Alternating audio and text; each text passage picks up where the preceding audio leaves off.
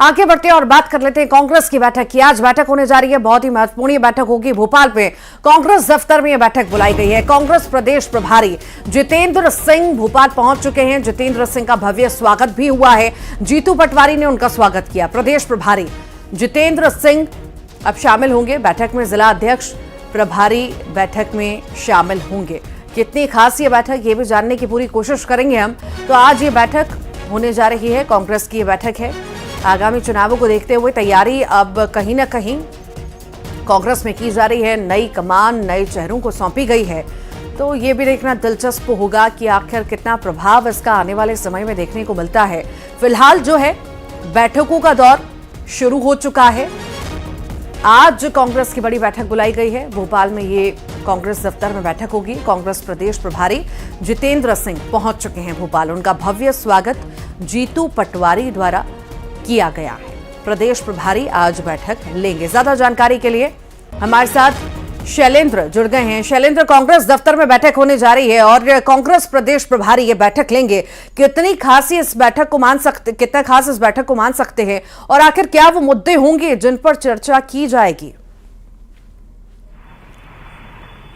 देखिए, मध्य प्रदेश में कांग्रेस को करारी हार मिली थी और उसके बाद नेतृत्व परिवर्तन कर दिया गया। अब कमलनाथ की जगह जीतू पटवारी नए प्रदेश अध्यक्ष और ऐसे में वो लगातार बैठकें कर रहे हैं और हाल ही में जो प्रभार हैं वो भी बदले गए हैं। पहले रणदीप सुरजेवाला मध्य प्रदेश के प्रभारी हुआ करते थे, उनकी जगह अब भंवर जितेंद्र सिंह को प्रभारी बनाया गया है।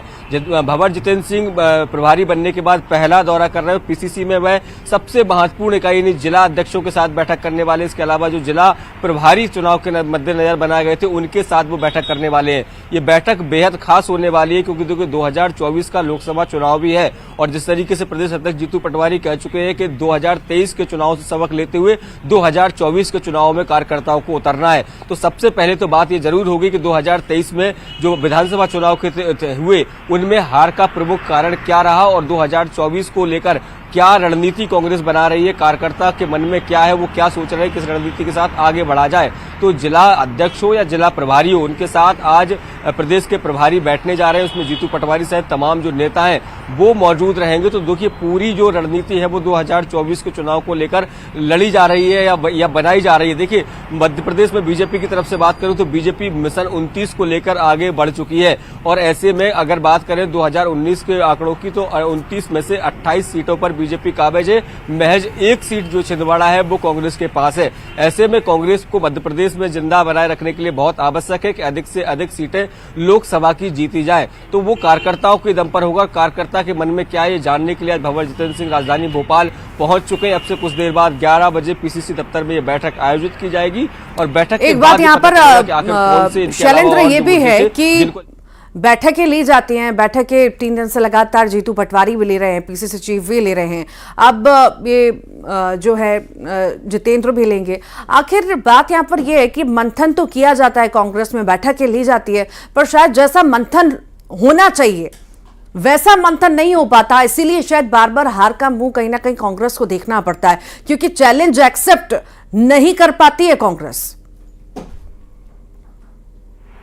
देखिए बिल्कुल आपने ठीक कहा। बीजेपी का जो मंथन होता है, जो चिंतन होता है, वो बहुत आगे का चिंतन और मंथन होता है। शायद बीजेपी की रणनीति को कांग्रेस समझ पाने में अब तक असफल रही है और यही कारण है कि भले ही वो इस बार जीत का दावा कर रहे थे, कमलनाथ ने भी लगातार दावे किए, अन्य नेता भी दावे करते थे कि मध्य प्रदेश में कांग्रेस की हवा है, कांग्रेस जीतने जा रही है, लेकिन जो हश्र हुआ वो सबके सामने था। पिछली बार की तुलना में कई अधिक गुना जो है सीटें कम हो गई। देखिए अगर पिछली बार बात करूं तो 114 सीटें थी और इस बार महज जो 66 सीटों पर ही कांग्रेस जीत पाई। तो ये बताता है कि 2018 से अधिक प्रभावी रणनीति बीजेपी की इस बार थी।